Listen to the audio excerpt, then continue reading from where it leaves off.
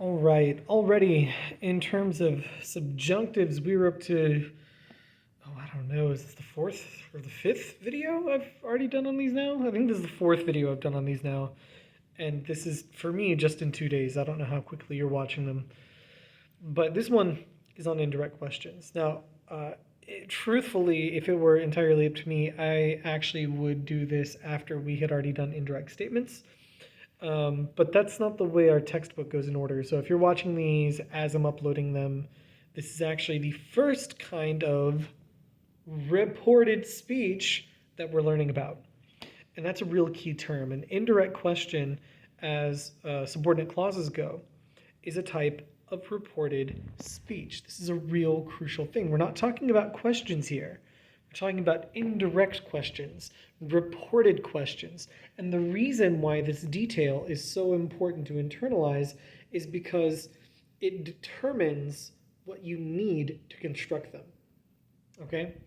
These aren't going to be like cum clauses were. By the way, quick heads up, if you haven't watched my video on cum clauses or my video on imperfect or pluperfect subjunctives, you should probably go ahead and do those. Watch those ones first. I mean, technically you don't have to understand cum clauses to get indirect questions, but I make some references to it. You do need to have seen imperfect and pluperfect subjunctives because I'm going to be using them and I don't want to explain the forms here.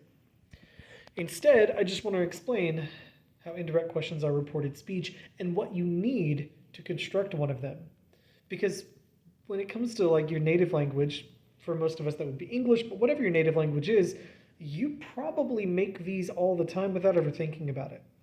So this is what you have to have in Latin to construct one of these things. You have to have a verb of asking or thinking, something like that. I heard one wonderful YouTuber, I've forgotten his name now, who describes these as above the neck verbs. I think that's one of those mnemonic devices that people use, and it's a smart one. So let's just go ahead and steal that. So you need some kind of above the neck verb. That's something to do with asking or thinking or knowing. Could be a verb of perceiving even. Something that you do with your mind or your mouth, right? And then you're going to have an interrogative and a subjunctive. You got to have these three things. Now, of course, you might have more words in your sentence. I mean, your sentence is going to have however many words it needs depending on what you want to say. But these are the minimum things that will appear in a sentence if it is, in fact, a sentence with an indirect question in it. And you notice I've got a break up here, main clause and indirect question. You see, your above the neck verb, your verb of asking or thinking or whatever it happens to be, that's going to be in your main clause. And then the indirect question is the subordinate part. This basically is the verb that does the reporting, and then this is what you're reporting, whatever the question was before you wanted to report it. And in terms of interrogative, I just wrote interrogative here as a placeholder. It could be any question word that can start a question. If it's a question word that can start an actual question, it can start an indirect question, just as long as the verb you use with it is subjunctive. Let's see some examples, okay? So here, and you'll notice I wrote this sort of twice. If you look up here on top, well, that's nothing subordinate, that's just a question. That says, where are the treats, all right? So that's what it would be if it were a question. But now let's look at it when it's reported.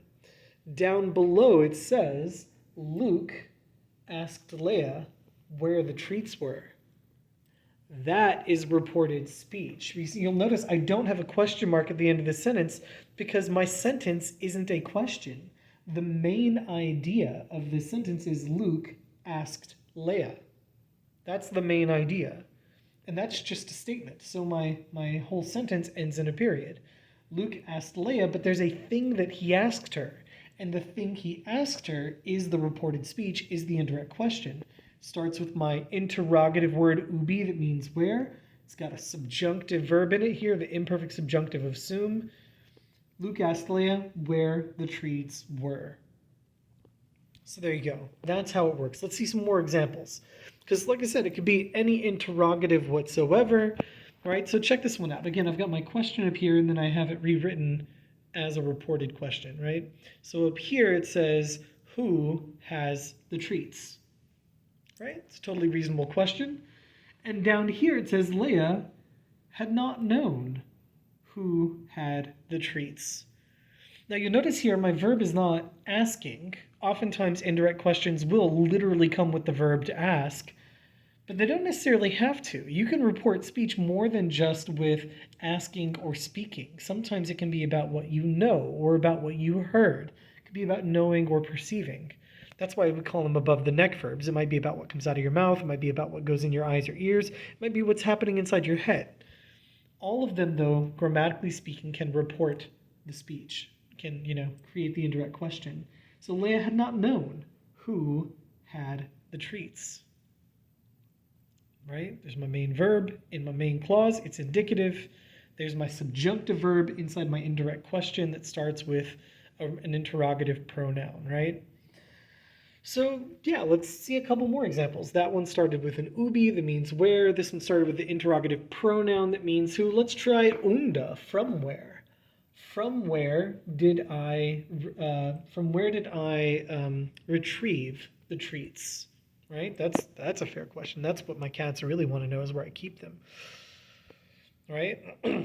But here it says, did Luke see from where I had retrieved the treats? Hey. Now you notice there is a question mark over here. It's not because I made a mistake, and it's not because of the indirect question. The reason I have a question mark here is because my main clause, my main idea, actually is a question this time. Hey, the main clause is actually a question. But, despite that, my main verb is a verb of perceiving. Did Luke see? And this is what I want to know if he saw. Not like a noun, but a whole clause. Did he see from where, question word, interrogative, I had retrieved, pluperfect subjunctive, the treats? All right, there's a lot of good simple examples. And those examples are enough to show you how this works. But if you want to hang on with me for another couple of minutes, what's going to happen when you get a hard one? I mean, are there hard ones? I mean, maybe. I mean, the basic building blocks of all indirect questions are the same as what I've just showed you. The concept never gets more challenging. But what are you going to do when you get a sentence like this one? Which the vast majority of my Latin students would absolutely panic, as compared to this, right? Is this actually harder than the other ones? And, I would say the answer is yes and no. It is harder, yeah, but only because it's long and there's a lot in it. If you take the time to break it down and take the pieces apart, there's nothing inherently more complicated happening here if you deal with each little thing individually. It takes a little bit longer, but you can pull this apart and analyze it. So what I could tell you is that this says, when I had asked my cats what they wanted, they roared, wanting to know why I had given them no treats. Now when you hear that in English, it probably doesn't sound so terrible, right? I mean, any of you watching this video probably could have said the exact same sentence, right? If you had read that in your native language, whether that's English or something else, probably wouldn't throw you off. But when you see it in a foreign language, and especially a classical one like Latin, you just see this block of text and you're like, oh my gosh, what's going on? Well, I rewrote this, but color-coded to break things up, all right? But I used more colors because here's the thing, right? This isn't just about indirect questions. I put it in this video because you'll notice here that in red, I labeled the indirect questions just like in the other ones. I threw a couple of indirect questions in here. That's right. A sentence can have more than one indirect question. But this doesn't only have indirect questions in it. I also put a cum clause in it. I also put non-verb verbal things in it. And so, check this out, right? So we have actually at the beginning a cum clause. When I had asked, and actually, here, this verb of asking, I underlined it in blue because it's the verb that actually reports my speech. It's my verb of asking that brings on the indirect question. However, it's subjunctive because it's not actually the main verb of the whole sentence. That doesn't come till way down here at the end. They roared, right? They roared when this happened, when I had asked them And this is what I asked them, what they wanted. When I asked them what they wanted, that's the circumstance. They roared. And then I have a participle in here. They wanting to know. To know, I underlined in blue because it's my verb of knowing that brings on my other indirect question. But I also underlined it in green because it's not a main verb either. It's a complementary infinitive with wanting, because Wolof often takes infinitives. So wanting to know why, there's my other interrogative and my other subjunctive. I had given them no treats. So yeah, if you're willing to like stop and break this down, it is totally doable, but you got to be patient with yourself and you got to be willing to go a bit slow, because sometimes you're going to have indirect questions in sentences that are real simple, like this one, where you have a main clause, an indirect question, and that's it. But you could have a simple main clause with a series of indirect questions. Somebody could want to know and then want to know several different things. Or you could have an indirect question that's not actually brought on by your main clause, but brought on by some other, verb or participle of asking or knowing. Still legit, totally works. You could even have an indirect question inside of a cum clause or inside of some other, in some other, what's the word I'm looking for? Subordinate clause. So these things can all totally happen. All right?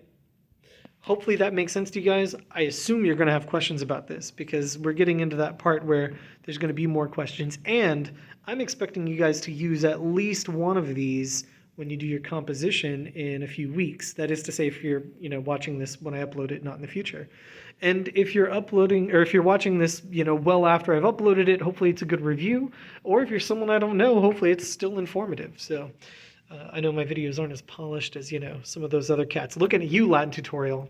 Those videos are nice. But hopefully my videos are still good, still useful, maybe something a little bit different. Also, maybe you like cats. But I gotta go. It's the end of the day. I gotta go get this thing uploaded and and then take a nap. Bye, guys.